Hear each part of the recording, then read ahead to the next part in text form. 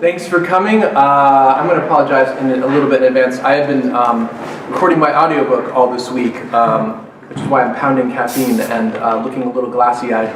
My name is John Skovron. I'm an author of young adult and soon-to-be adult fantasy as well, or grown-up fantasy. It's not like, naughty fantasy. So among other things, God, I need another lap. Sorry, yo dude. Swear, I'll behave myself eventually. First of all, I want to introduce, we have Lenore Appelhans here and Kelly Fiore. Here are our guests today. And today we're going to be talking about plot twists. They'll never see it coming. So I'm really excited to get started with that, to talk about that. But before we do, I thought we'd each just kind of give our little spiel about ourselves here real quick. For me, updates, if you've been coming to these, I'm always here, so you're probably super tired of me by this point. But Hope and Red, which is my first grown-up fantasy novel, comes out at the end of next month. We're talking about doing a launch party at One More Page on the 28th of June, so that's going to be jamming. And I will probably be reading from this. This is the British version of the cover, which looks pretty much the same, but it's thicker and has an awesome spine on it. How many words is that? To be fair, this is not just, they do this whole thing in adult fantasy where they actually tack all this stuff on the end. I wrote an appendix for, What? And then, an appendix this is part of the appendix. This is it's a whole thing. And then they were like, so can you write the first chapter of the next book already so that we can put that in back? So they did that too. And then they threw somebody else's first chapter in there, because why not? So there's a whole bunch of extra on there, but the actual story proper itself is a little over 130,000 words. Which is pretty typical for a grown-up. Yeah, that's 3. Yeah, that's a lot. But I also wanted to talk about, this comes out this weekend, Summer Days and Summer Nights, edited by Stephanie Perkins. And it's got I'm just thrilled to be amongst these people. Libba Bray, Lev Grossman, Stephanie Perkins, of course, Veronica Roth, Jennifer Smith, Francisca Leah Block. I mean, there's just a tremendous amount of talent going on in here, and I'm just thrilled to be a part of it. So if you like YA contemporary, not just contemporary, right? There's some other stuff in there, but YA fantasy romance with a summer theme. It's been getting great reviews. I think we just got our 4th starred review, so that's a thing that happens. And that's all for me. So Lenore, what's going on with you? I realized that I have no props. Well, I just put my props down. Now we only have the water I think bottle. books are coming to you. Yes, I have one in my bag. Oh, I wanted to show maybe you can go. Kelly, would you take it away? Sure. I'm going to get this book now and then climb back up here. We need a coffee table, but not an actual coffee table. Maybe next year we can have the budget for a coffee table. Little tables. That would be great. It would be great. So hi, I'm Kelly Fiore Stultz. There you go. Oh yeah, that's a thing we did. We'll talk about that too. So I'm the author of Taste Test and Just Like the Movies, which are 2 YA romance, contemporary romances from Bloomsbury, USA. And my most recent novel is not romantic or from Bloomsbury. Thicker Than Water is a psychological thriller about a girl who is being accused of her brother's murder. We find out that she is going to be incarcerated and that she has been accused of selling his OxyContin to make money to put herself through college. So, hence plot twists and all of that. So that's my first Harper book. It's a huge departure compared to my Bloomsbury books. And so this is my most recent that's come out. However, that being said, Just Like the Movies was actually repackaged. I guess that's the best way to put it. So it was originally just a traditional hardback. Now it's also available in paperback as a content-free read. Sometimes they call them clean reads. I'm not a huge Yeah, it has nothing in it. It's just pages. I would say, Empty pages to color on. Like, I don't understand. So you can write your own book. Right. Again, no, exactly. It's choose your own book. There's nothing in it. No, you know, I'm not a big fan of the term clean read. I think that's really condescending, and it's also making the assumption that things that are sexual in nature or language that is not necessarily as you know, skewed younger, that's dirty in some way, and I disagree with that in premise. So I don't like the term clean read. However, that being said, so I call it content free. So basically, just like the movies really didn't have much in terms of language or sexuality, there was like an overnight with a single mother and her boyfriend, and there was some minor cursing, and all of that was scrubbed out. And so now it's repackaged in an if-only novel, which is now, it has a slightly different color and cover. And it goes with a series of if-only books by Bloomsbury, and they are all considered content-free or clean reads, if that's something that I'm still sorry. I am also sorry. No. I'm not fully Okay, let me show you. Hold on. I mean, I get the concept, but Right. like, what is the purpose of this? Okay, so what it is now reads younger. Oh, I see. So okay, now, thank you. Right, so the paperback looks slightly different. This looks like this now, and if you can see at the bottom, there's all of the if-only reads, and so it has this little blue symbol now, and so it's the exact same book except slightly different without cursing. But now it can be read theoretically, depending on a person's preference, by a younger person. So my daughter is 10, and she's reading it, and it's perfectly fine, and we are perfectly comfortable letting her read it. However, the original version was probably considered 13 to 17 or something. I don't know. So anyway, the long story short to all of this is that last week I got to announce that it'll be in the Scholastic Book Fair. So it'll be, and that's hence the scrub. Okay, it's all coming clear to me. Yes, Okay, yes. It took a while to get there, but so in order for it to be carried in middle schools and stuff like that, it has to be a certain and type that's of book. a huge coup. So, woohoo, yay, Scholastic. We're very excited about that. So it'll be in the book fair and the book club starting September. It'll be a September featured read. And so I'm trying to think, I think that's all that I have really going on. Oh, Thicker Than Water was optioned for a digital series, which essentially means nothing right now. Hopefully it will mean something someday. An option, if you're not familiar with like the speak of the industry, is that some people like it and would like to turn it into something, and maybe that will happen, but probably not. So we'll see. I say probably yes, and my enthusiasm will carry me through. But it was optioned by the same guy who does the Lizzie Bennet Diaries on YouTube, if you're familiar with him. His name is Bernie Sue, and he owns Canvas Media Group, and he's fantastic. And so he and David Tochterman, who's one of the former producers of that 70s show, bought 4 different novels and are trying to turn them into digital series that would be carried on a YouTube platform or a Refinery 29 platform or something similar. So it would be like short little clips. So cool. So yeah, so that's me. So that's my stuff. And Lenore and I both were in this lovely anthology transitioning over called Among the Shadows, which was our first, I think, both of our first forays into self-publishing as far as I know. But we worked with Mindy McGinnis and Demetria Lunetta and Kate Karras-Quinn all edited it. And it's 13 stories that are considered dark YA. And that is everything from horror to sci-fi. It is not scrubbed clean. It will not be in the Scholastic Book Fair. And so it has much darker themes. And so Beth Revis is in there, and all published best-selling authors. Yes, all best-selling. All best-selling. All of them. All of them. Especially me. Yes, and me. So Lenore, what else have you got going on? So my debut was called Level 2 in hardcover, and then because people thought it was a sequel to Level 1, it was no Level 1. changed to The Memory of After in paperback. They look great together, though. And the sequel is Chasing Before, and it is an afterlife dystopian thriller. Ooh.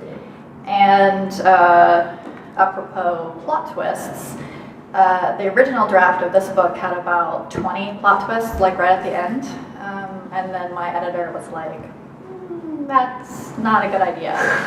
So I scrapped many of them, and one of the biggest plot twists now comes at the beginning of this book. But so I think there's only like 3 at the end of this now. But and currently I am doing a Master's of Fine Arts in Creative Writing for young people, which is a degree at Vermont College of Fine Arts, and I graduate in July. And my master's thesis is actually on plot twists. So I have all of the like craft knowledge and theoretical knowledge. And if you have any specific questions, I just have the comic relief. maybe I know the answers. But so there's that. And then I also write picture books, which I don't have on display right now. I didn't bring it, but it's my picture book that's out is called Chickosaurus Rex. It's adorable. And I wrote that under the name Lenore with my ex-husband. And it is also in the Scholastic Book Fair. So now you have a job, which is to go to the Scholastic Book Fair and buy 2 books. I don't care what else you buy. Right. But there's 2 that you And have last to year it was also in Cheerios. So they have a program in Cheerios. Oh, like Oh my the God, cereal. you were inside the Cheerio box? Yes. Whoa. So Cheerios has a That's program wild. where they I know, right? like sell, I don't know, it's like I a didn't million even picture book boxes. But they sell out within like 2 days when they put them out in April of each year. They become like collector's items? Yeah, so I have mine like all like matted and framed and all That's my walls. awesome. I'm like, I want a Cheerios box. So there's a whole book in the Cheerios box? Yes, Wow, that's awesome. All right, well. in Spanish as well. Oh, in English and Spanish. What are Cheerios in Spanish? Well, I don't know what Cheerios are, The word, but I know the that. book is in Spanish, not I the know Cheerios. I know that the book is called Pollito Saurus Rex in Spanish. Sweet. All right, so speaking of plot twists, let's get on with the talking of plot twists. Now, something I've been thinking about, and I'm just going to throw this out there as like something my somewhat addled mind of late has been thinking. To my mind, a plot twist isn't so much about coming up with a clever twist, so much as it is coming up with a convincing false lead-up. Would you say that's true or false? That is true if you want it to be a successful twist. Well, I mean, don't we all? Are there yeah. times when you don't want it to be successful? No, but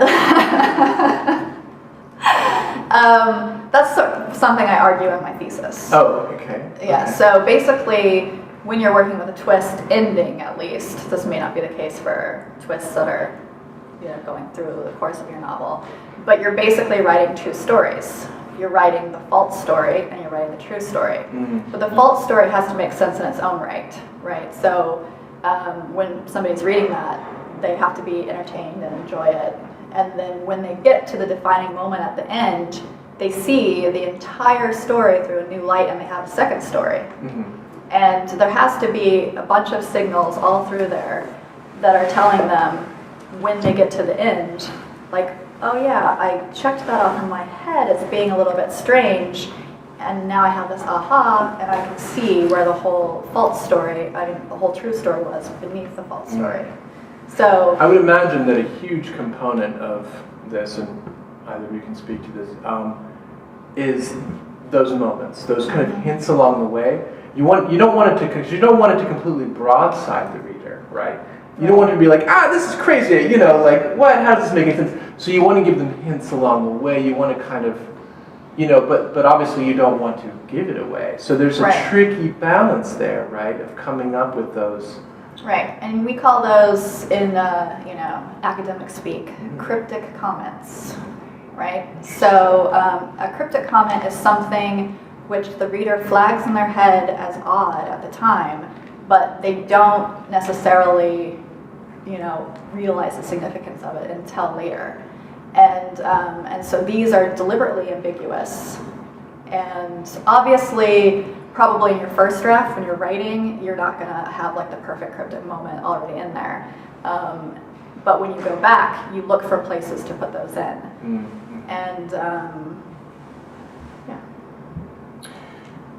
I think, Yes, go no, ahead. I was going to say, I think that kind of like going back to your original comment about the idea of there being sort of a lead up, like a false twist before there's the real twist or whatever. I think that I like to call them smoke and mirrors twists, where it's like, this is the big twist that you cling on to as a reader and you think it's the twist, and you're like, oh, I totally got this. And then there's a completely separate twist that if you read the book backwards in your mind and you play it backwards, that you can, all of a sudden, it literally is like the wash, the realization wash of like, oh yeah, that and that and that and that. So movies do this incredibly well. I was thinking about this this morning as I was thinking about like things that I wanted to say, and one of the things I thought about, I was like, well, I don't want to talk about movies where I could give anything away that people hadn't seen, so I was going to use The Sixth Sense, because I feel like that came out in 1999, and if you haven't seen it yet, then I don't feel bad spoiling things for you. But Shutter Island was another one that I feel like both of those were movies where, so with The Sixth Sense, we have Bruce Willis's character, and he's a psychiatrist or psychologist, one of the two, and he's speaking to this boy, and the twist is that the boy can see dead people. And we cling on to that twist, and we're like, yeah, man, that's crazy, he can see dead people, and this dead person's bleeding, and he can see her, and she's talking to him, and that's nuts. And of course, spoiler, spoiler, spoiler, the big twist is that Bruce Willis is in fact dead. And then we go all the way back through all of these moments of, oh, wait, and that's why the mother and Bruce Willis never interacted, even though what mother sends her child to a psychiatrist and they never speak to the psychiatrist themselves ever. I mean, they at least have to pay a bill. Right. And so that's when all of those twists sort of start adding up, and I feel like Shutter Island does that as well. So great filmmakers do that. I think that when you are a writer, it's all the more essential to find devices, smoke and mirrors, etc., that you can push those things forward and make those twists. You present a twist. You want people to cling on to that twist, so that you can kind of sidle up with the real twist and be like, kapow. Right, because the most important thing about twists, and there's a great book called Wired for Story by Lisa Crone. I don't know if you know it, but if you don't, you should definitely look into it. But she says, if we don't know that there is intrigue afoot, there is no intrigue afoot, right? So she gives a story, an example about a guy who she was reading his manuscript, and he just had like, 900 pages of this boring guide and boring stuff, and then at the end you find out this marvelous twist, but it's like, nobody knew anything. Right. Why should I even care? Yeah, right. Why should you care? So that's a great point, that you have to give the person at the beginning like something to cling on to know, hey, this book has something going on with it, but then you pull the switcheroo.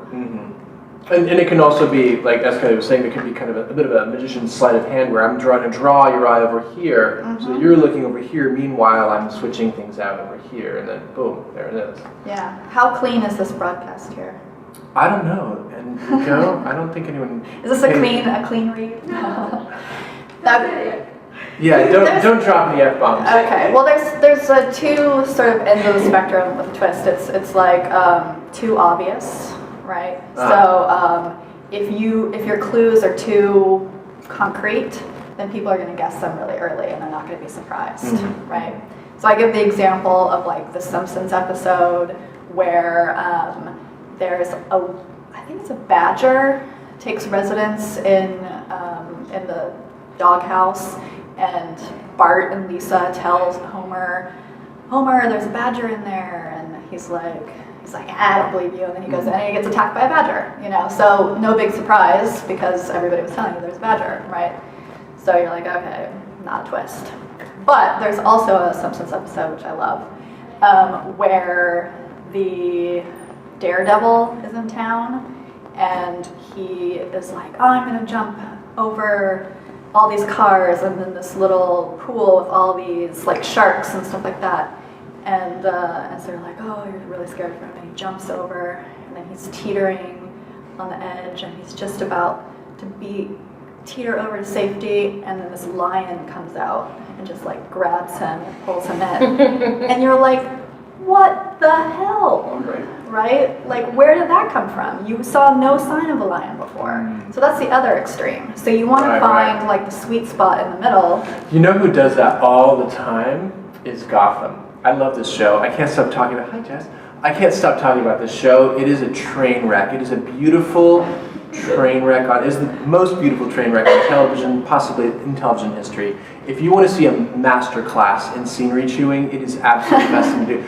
B.D. Wong's portrayal of Hugo Strange it's breathtaking. I mean, I can't even with it. He's so good, and yet it's so comic book. But what makes me think of Gotham is there's every episode there's at least one, if not 5, twists, but they're always completely arbitrary and lunatic. Like there's no sense of being set up for it. There's no sense of like.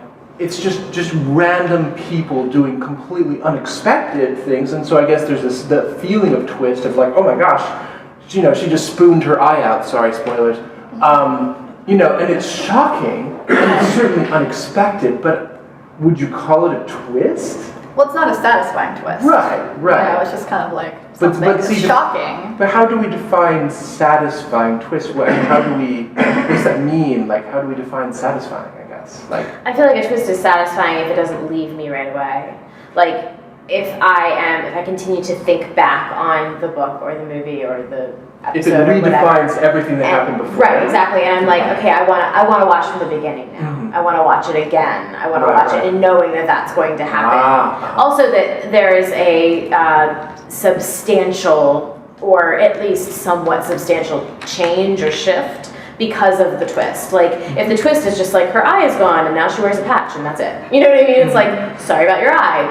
But if it's now that changes the sight of the show, or we only all get to see it from one eye, or whatever it is, then I feel like we have to change as well. Like, if the twist changes us as a reader or us as a viewer, then it's a substantial change. But if the twist is just, for a gratuitous twist, I guess, then it's less interesting.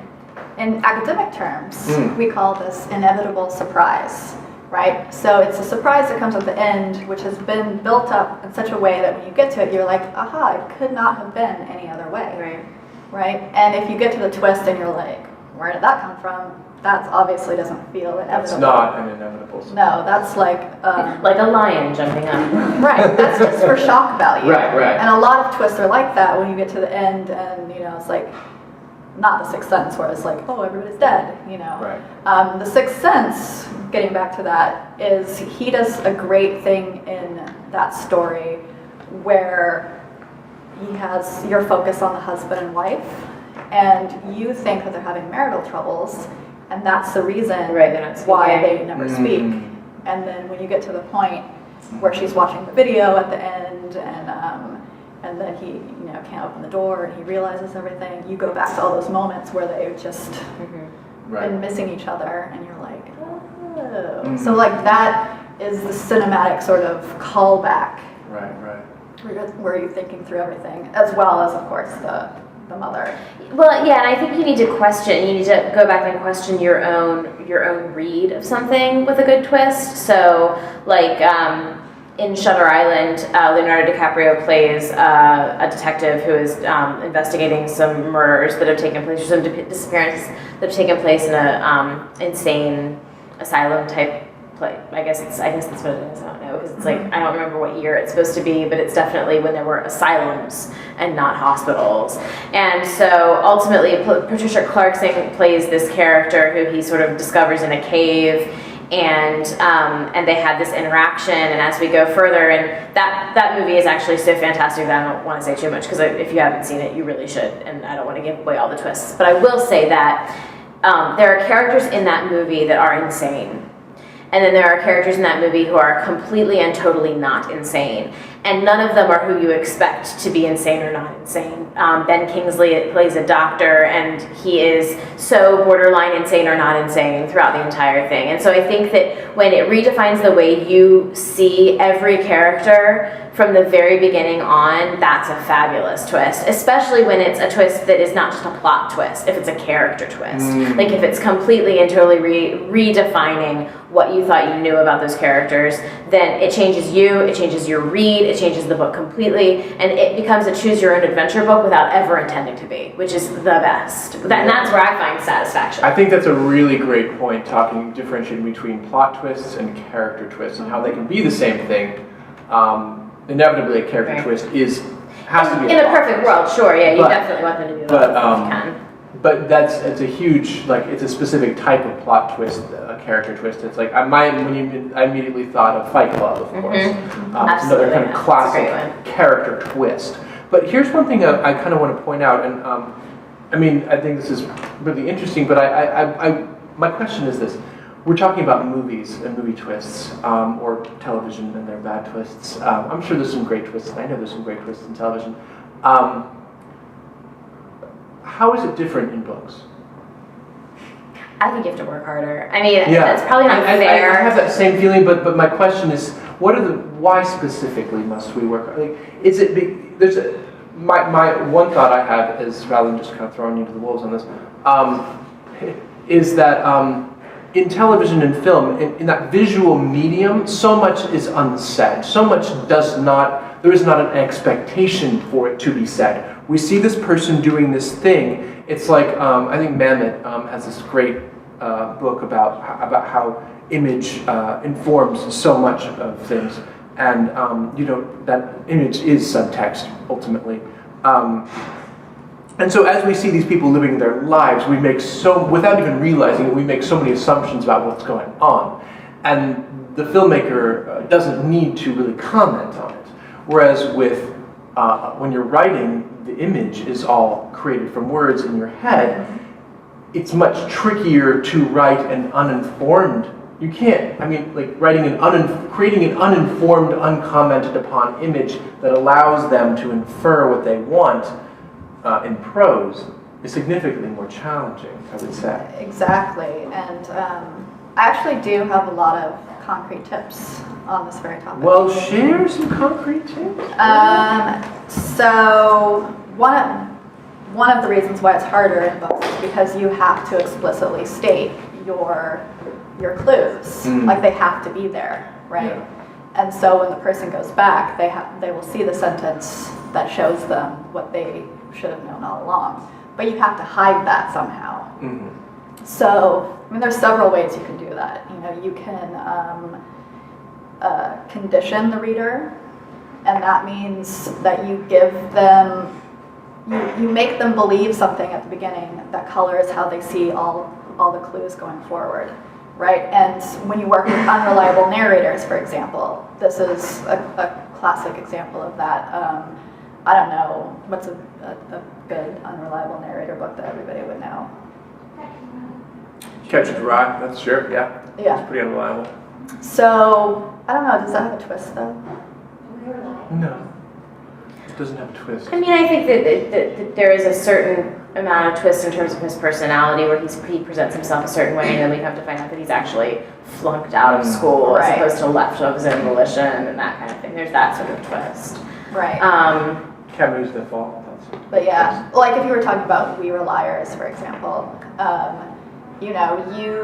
from the beginning, she gives you like a false sense of reality. Like, she sort of sets you up and tells you that she's on this island and that her cousins don't communicate with her when they're off the island, so it's only an on-island thing. And then she sets up this whole thing about how, like, the ants are fighting, and that's why, like, the kids don't want to go to any of the activities. And so you're the whole time thinking, like, oh, the kids just all hang out by themselves, and you're not thinking what the real twist is, which I don't know if you guys have read it, and I don't really want to give it away, but go read it and find out what the real twist is. But yeah, so she hides those things in plain sight by conditioning the reader to believe This this unreliable narrator. Without actually saying, oh, this is an unreliable, not making it obvious that it's an Right. unreliable I mean, there's narrator. some things, like she gives you the clues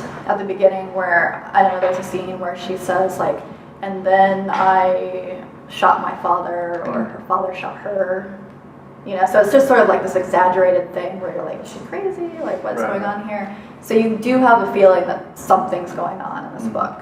And so you're looking for it the whole time. And a lot of people have said, oh, I knew from the beginning, or some people said, oh, I never figured it out until the end.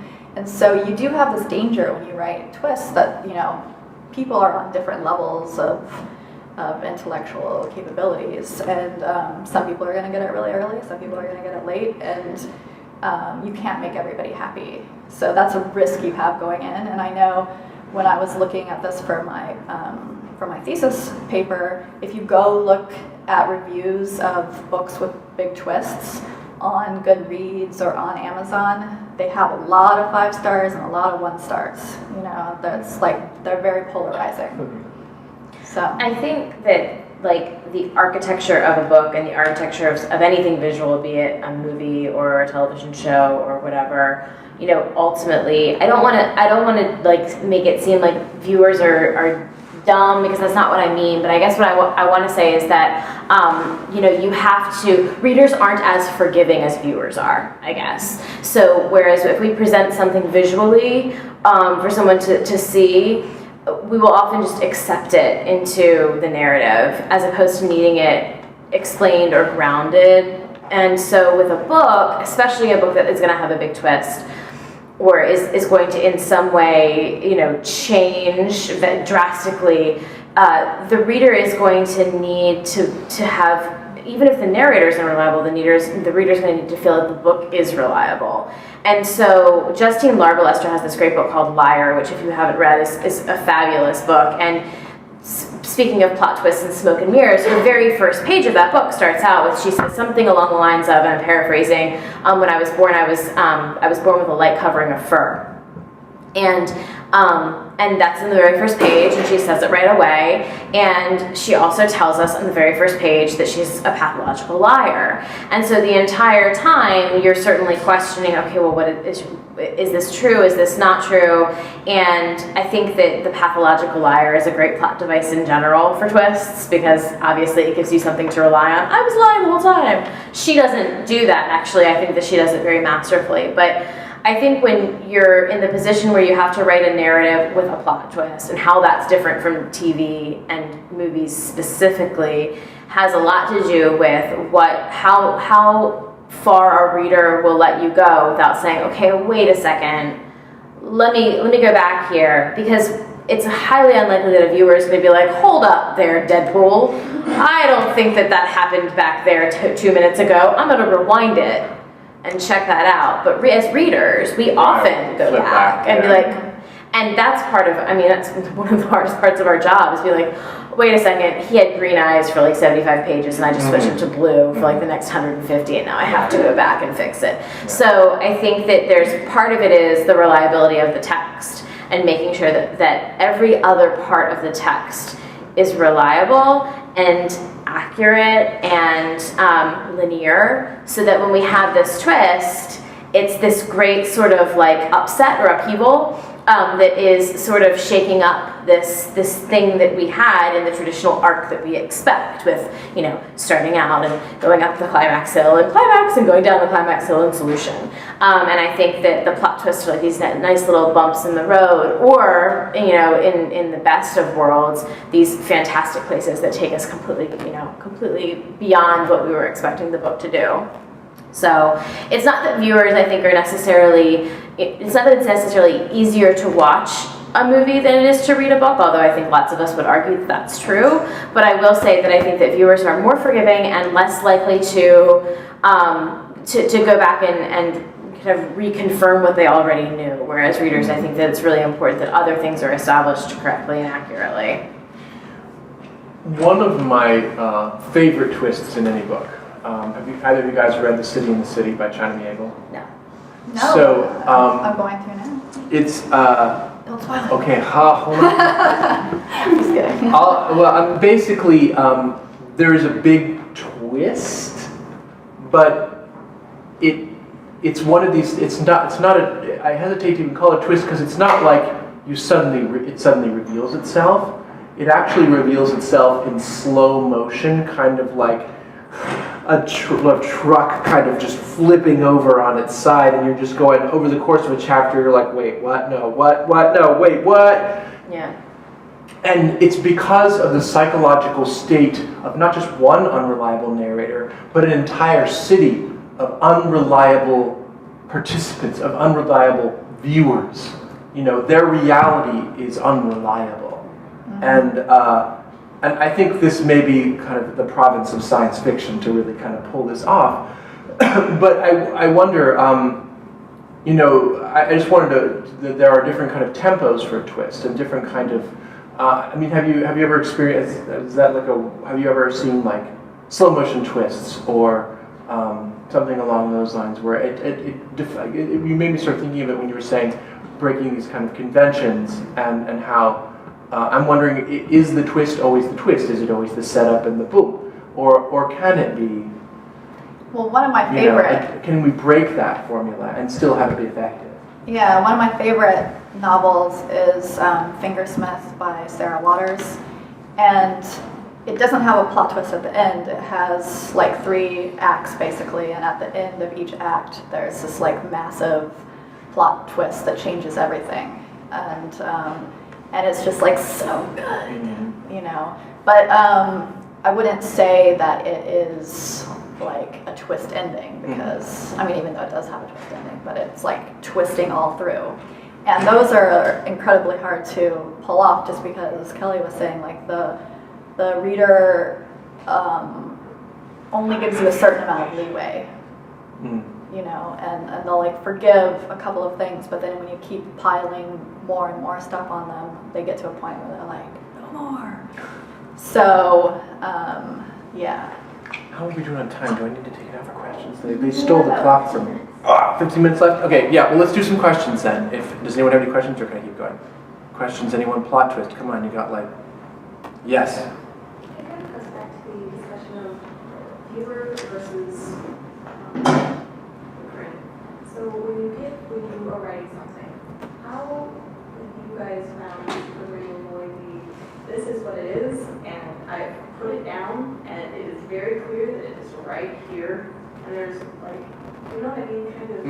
That's what you were talking Like about. adding subtlety. Right, and, like, so the misdirection, Yeah, right? and to that, being not so subtle that it's just then Lost. the next point of lost. Right. I guess how do you have any advice on finding that sweet spot? I have lots of advice on saying that sweet. Yeah. Well, let's get a few. One technique is, so I'm sure you've heard of red herrings, right? And that's a classic mystery writer technique where you will focus the attention on something that's not important. So like if you have a bunch of different suspects, you know, and Mary Higgins Clark does this in all of her books, where it's always the guy that she spends the least amount of time on who's the actual guy who does it. And once you realize that, you're like, oh yeah, it's that guy, she never talks about him, right? And so that's like one of the ways, is because the reader expectation is always, if you write it down, it's important. And so you can play with that reader expectation by like putting your focus on things which are not related to your plot twist. And so actually, E. Lockhart does this really well in We Were Liars, because she sort of encases all of her reveals, or the clues, she encases them in like conversations that she distracts you, or they're like buried in these other conversations where you're thinking about something else. And so when you go back and you look at them, you're like, of course, you like just came out and said it, but you know, I wasn't concentrating on that at that moment, but when I think back, I can see it. So that's definitely one way, is like playing with a reader expectation of what you focus on is important. Or the fake twist, the fake out twist, and then you have the real twist. Or have a twist and then a twist off of the twist. I mean, you know. I mean, I've seen it There's done. yeah. I mean, there's many ways to go about it, and you know, when I was looking at different ways of doing twists, there's this book called The Art of Secrets by James Clyce, which I think won Edgar a few years ago, maybe last year. But it's basically a character twist based on your perception of generosity and greed. So it's not really it is a plot twist, but it is based on character. So it has like, I don't know, 52 different points of view or something. It has a lot of different points of view, and it's all done in these interviews with people who had something to do with the case. And Like a mosaic. Like a mosaic, right? And then the twist is how you view these certain people's motivations for what they do. And so like in this sense, like our default is to believe that these people are actually generous and doing it out of the kindness of their heart. And then the twist is, no, they're actually greedy, bad words. So the twist is not that the events are any different, so much as the intention is different than what was expected. Cool. Yes. You said that you have done self-published also? They did The it was a Kickstarter, the right? anthology was a Kickstarter, yeah. So it was there were three. It was like basically three of our friends asked us to contribute short stories to Who a was the self-published spearhead for anthology. that? Mindy, I Was she? think. Okay. I think it was Mindy. It was Mindy and Demetria and Kate. I think that I got an email from one of them and said, Mindy "Hey, was- I think it was Mindy. Yeah. Said, hey, we're doing this thing. There's no money in it. Would you do it?" And I said, "Absolutely." They ran a Kickstarter to run enough funding to print and do promotion, and so I'm pretty sure it's print on demand. I actually don't really even know. Yeah, we didn't have much to do with the actual. Yeah, I You just don't. wrote the story and you're like, here's a story. Yeah, no, I mean, there's another anthology that I'm doing that that just sold to Simon Pulse that's called Side Effects. That I'm actually not supposed to tell people I'm doing it, so this didn't happen. It's on video. It's on YouTube. But no, it's all about mental health, and we're contributing short stories to that as well. And so I think that anthologies kind of go different ways. Where sometimes it's like this, where it's sort of a group effort in that sense, and other ways it goes traditionally. But Yeah, in this case, Mindy knew I was in school, and she said, "I don't know if you have time for this, but we really like your writing, and we want you to contribute something." And I was like, I just so happen to have written something for school which would fit this theme that I like, and which is kind of actually interesting because it's based on my father. I guess I probably shouldn't say this because he might see it, but he lives on a doomsday ranch, basically. So this girl lives on a doomsday ranch. Doomsday Ranch. Is that what I think it is? Wow, like bunkers and stuff? It's getting that direction, but I can't talk about it. Okay, that's cool. That's cool. I don't push. Yes, follow up Does that question. mean all of you don't have experience on self-publishing at all? no, I've done all traditional publishing. Is it still a big deal on traditional publishing? What do you mean? What's a big deal? Most people still favor it, or? The stigma is significantly less, in large part thanks to Amazon. Did I say that? I can't believe it doesn't. I shop on Amazon constantly. But it's on quite video true. now. I mean, you just throw a book up. Kindle has reached the market share point where you can just. A lot of people buy things on Kindle. They just do. It's like when the first iPod came out and everyone was buying music suddenly digitally because there was something to listen to it on. Kindle is the first kind of really satisfying, viable ebook reader. And so when we talk about self-publishing, I think what most people tend to do these days is rather leaning away from print on demand and certainly far away from the vanity presses of olden times where you would pay them money, right, to make your book for you. But you can just upload it to Amazon as a Kindle ebook. Right. And I know Diana Peterfreund has she's a published YA writer, and on the side she does this kind of new adult, or whatever they call it, kind of like naughty 20-somethings, doing naughty things. And she publishes these ebooks, and they do quite well. Yeah, especially in the romance genre. Like, yeah, if you do romance, you can make a lot of money. Actually, I've published traditionally in romance, and I won't do it again. If I were going to do it again, I would do self-publishing, but I'm not going to do self-publishing either. So for me, it's a matter of my laziness. There's a lot of extra work. When you self-publish, there's so much more that you have to do. You have to be the writer, and you have to market, you have to sell yourself, and I'm far too lazy for that. Right, you have to hire an editor, you have to hire a cover editor or a cover designer. Yes. And so there's money that you do put into it. You don't pay someone to do your book stuff, but you do hire experts to do certain things that they're good at. And then there's often a marketing component to it where you hire a publicist, or there's a lot of things that I personally would rather go through traditional publishing, because I've found that to be more gratifying on every level, be it just the financial level certainly, but also just personally, I like knowing that I have a book that's going to have a greater chance to be on a shelf in a bookstore if I publish traditionally than if I don't.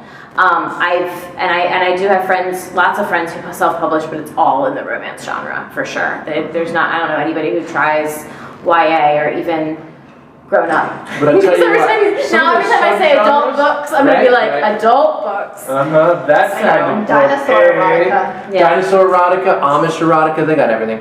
Chuck Tingle. Yes, yeah. But publishing with the traditional stuff, what percentage would you get as an author? It depends on. It depends on your. There's no way to answer that question. Yeah, honestly, really it depends on your. It depends on whether or not you have an agent. It depends on whether or not you're publishing through a big five. If you're publishing through a smaller press. If you are, if it's nonfiction. If it's YA. If you have foreign rights. If it's. Well, and also if it's hardback, Stephen you King. percentage versus paperback versus. Yeah, there's always different percentages. Honestly, those are the kind of questions that would probably it would serve you. There's a couple of different places you can go online. Nathan Bransford has a great website that he's actually a YA author, middle grade author now, but his website I think is still really viable. It has a lot of advice. So does Fiction University by Janice Hardy, and Harold Underdown has a great one. And they talk a lot more industry speak of kind of which one you want to do.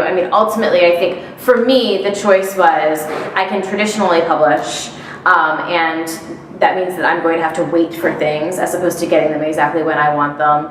And it also means that I may or may not, get to see 100% of monies that go into things. But for me, self-publishing most likely would never have been a successful path because I don't have the chutzpah to put behind it personally. There are lots of people that do, and they do fabulously well. And I think that Dahlia Adler is a great example of somebody who self-publishes her NA and does very well by it. But she also has an amazing social media presence, and she's a total badass. So I'm not a total badass. So for me, I prefer to. I think that's all right. I think badass is all right. It's practically like a word. So yeah, I think that it really depends on you and what you want to put into it and where you want to see your books going, and whether or not you want to see them as paper books or ebooks. So yeah, but traditional publishing I never thought about just self-publishing. It never even crossed my mind. But in general speaking, is nonfiction or fiction self-read or reads more? I don't write nonfiction, so I don't know. I just read YA. So hopefully YA reads very well. Hopefully all of my books read fantastic. I don't know, unfortunately. Do we have any? Go back to the plots. How do you deal with fresh and refresh? Meaning keep the readers continue wanting to turn the page.